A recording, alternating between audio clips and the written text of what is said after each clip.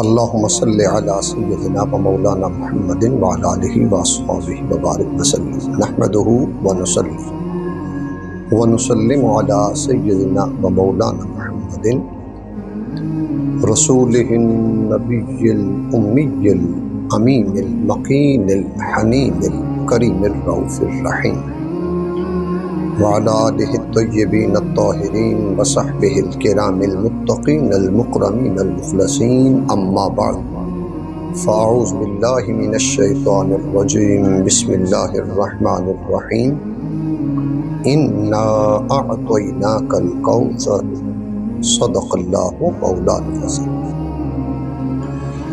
حمد و صلاۃ کے بعد اللہ رب العزت کا کروڑوں بار شکر ہے جس نے ہمیں نعمت ایمان سے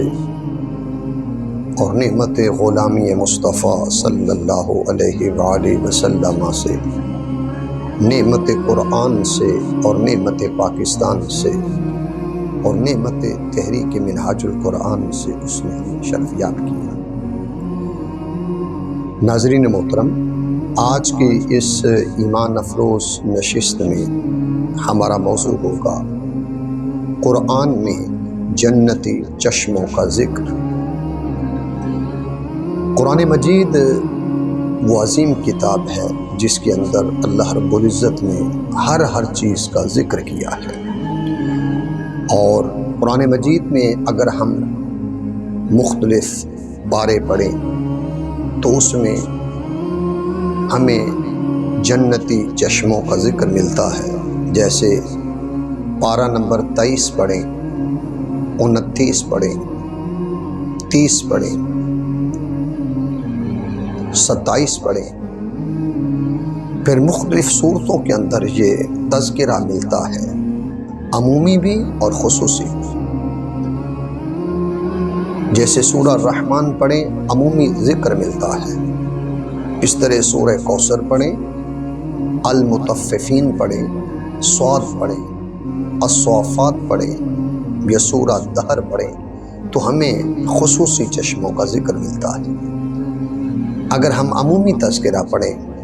تو اللہ پاک نے سورہ الرحمن 55 نمبر سورہ ہے، اس کے اندر ارشاد فرمایا فیہما عینان تجریان، ان دونوں میں جنتی چشمے بہہ رہے ہیں۔ دو چشمے بہہ رہے ہیں۔ پھر اسی سورہ الرحمن میں ارشاد فرمایا فیہما عینان نضاختان، ان دونوں میں جو چشمے ہیں وہ خوب چھلک رہے ہیں۔ تو عمومی طور پر بھی چشموں کا ذکر کیا، اور اگر ہم قرآن مجید کو گہرائی کے ساتھ، دقت نظر کے ساتھ اور تحقیق کے ساتھ، نظر عمیق کے ساتھ پڑھیں تو ہمیں ذکر ملتا ہے کہ اللہ تعالیٰ نے قرآن مجید کے اندر 8 جنتی چشموں کا ذکر کیا ہے، جس میں سب سے پہلے اگر ہم پڑھیں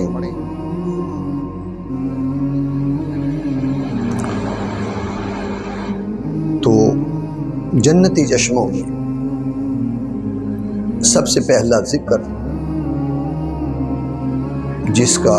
قرآن مجید میں تذکرہ ملتا ہے وہ ہے چشمہ کوثر۔ تو 8 چشموں میں پہلا چشمہ کوثر ہے، اور دوسرا چشمہ رحیق مختوم ہے، تیسرا چشمہ زنجبیل ہے، چوتھا چشمہ تسنیم ہے، 5واں چشمہ سلسبیل ہے، 6واں چشمہ سفید شراب ہے، 7واں چشمہ شراب طہور، اور 8واں چشمہ چشمہ کافور۔ اس تناظر میں اگر ہم قرآنی انسائکلوپیڈیا یہ ایک عظیم کتاب ہے جو 8 جلدوں پر مشتمل ہے اور جس کو حضور شیخ الاسلام پروفیسر ڈاکٹر طاہر القادری صاحب نے مرتب کیا ہے، اور ان کی یہ قرآن مجید کے علوم پر ایسی بے مثال کتاب ہے جس کی جلد نمبر 3 اور صفحہ 1734 سے لے کر 1737 تک ان 4 صفحات کو آپ پڑھیے۔ ان 4 صفحات میں جنتی چشموں کا ہمیں ذکر ملے گا۔ تو سب سے پہلا چشمہ ہے چشمہ کوثر، 30واں پارہ سورہ کوثر، اس کی پہلی آیت میں اللہ رب العزت نے ارشاد فرمایا انا اعطیناک الکوثر، اے حبیب صلی اللہ علیہ وسلم ہم نے آپ کو کوثر عطا کر دی ہے، ہر خیر کی کثرت، ہر بھلائی کی کثرت، ہر چیز کی کثرت۔ تو اہل علم نے لفظ کوثر کے تقریباً 18 سے لے کر 20 تک معنی ذکر کیے ہیں کہ کوثر کا معنی قرآن بھی ہے، امت کی کثرت بھی ہے، مقام محمود بھی ہے، مقام شفاعت بھی ہے، رفعت ذکر بھی ہے، خلق عظیم بھی ہے، کثرت صحابہ بھی ہے، کثرت اولاد بھی ہے، نصرت دین بھی ہے، تو بے شمار امت کی کثرت بھی ہے۔ تو کئی اس کے معنی ذکر کیے گئے ہیں، مگر یہاں ہم اگر کوثر سے مراد نہر جنت لیں تو یہ بھی حق ہے، اگر کوثر سے مراد حوض کوثر لیں تو یہ بھی حق ہے، اور اگر کوثر سے مراد چشمہ لیں تو یہ بھی حق ہوگا۔ تو پہلے چشمے کا اللہ نے ذکر کیا چشمہ کوثر، ارشاد فرمایا انا اعطیناک الکوثر۔ دوسرے چشمے کا ذکر کیا چشمہ رحیق مختوم، آپ 30واں پارہ پڑھیے سورہ المطففین، یہ 83 نمبر سورہ ہے، اس کی آیت نمبر 26 آپ پڑھیے، 25 پڑھیے۔ اللہ رب العزت نے ذکر کیا، آیت نمبر 25 میں ارشاد فرمایا یسقون، انہیں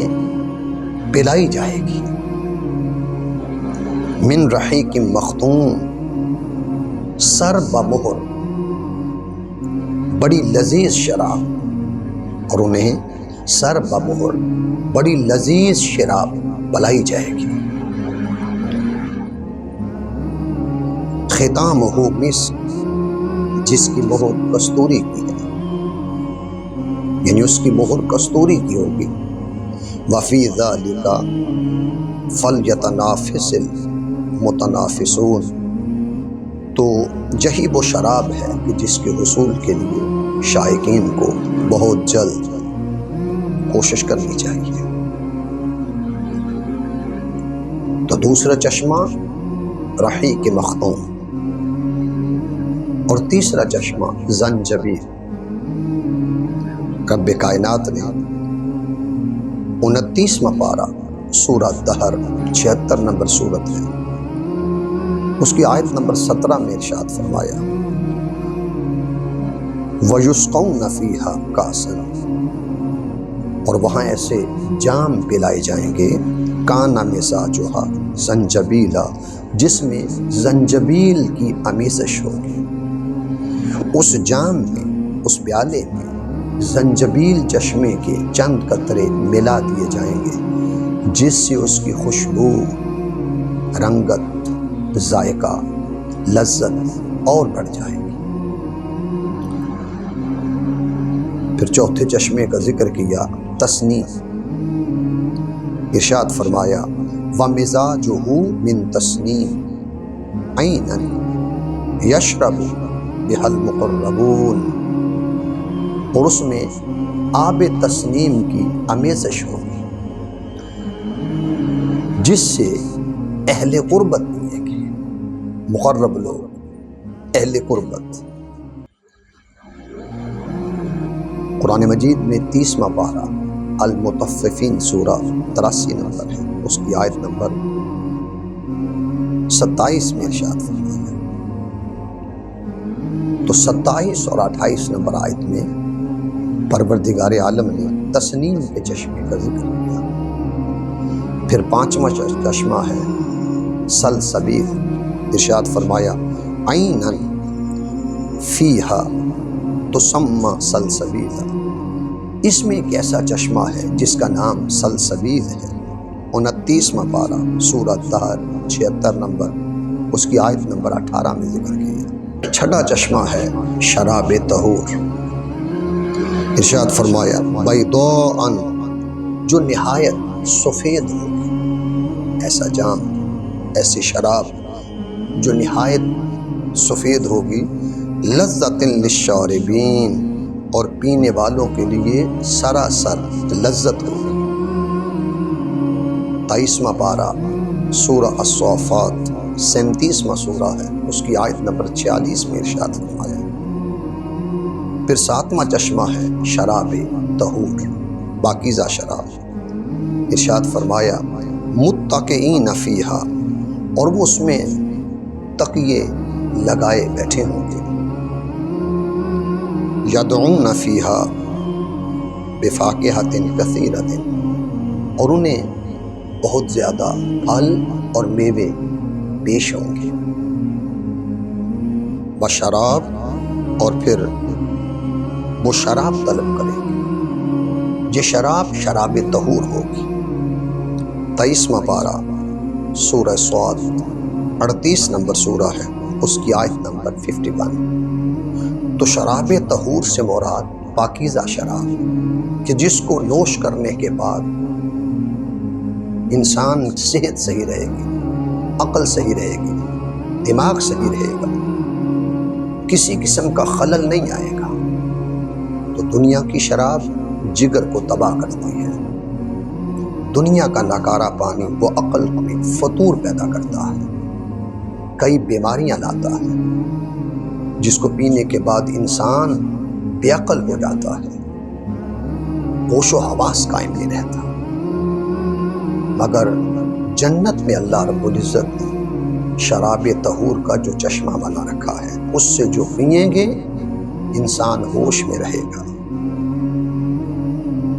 اور وہ پاکیزہ شراب ہے جسے شراب طہور کے نام سے یاد کیا جاتا ہے۔ پھر جنت میں 8واں چشمہ ہوگا، چشمہ کافور، ارشاد فرمایا ان الابرار یشربون من کأس کان مزاجها کافورا، کہ بے شک مخلص اطاعت گزار لوگ، ابرار لوگ، یشربون من کأس، وہ اس سے جام پیئیں گے، کان مزاجها کافورا، جس میں کافور چشمے کی آمیزش ہوگی۔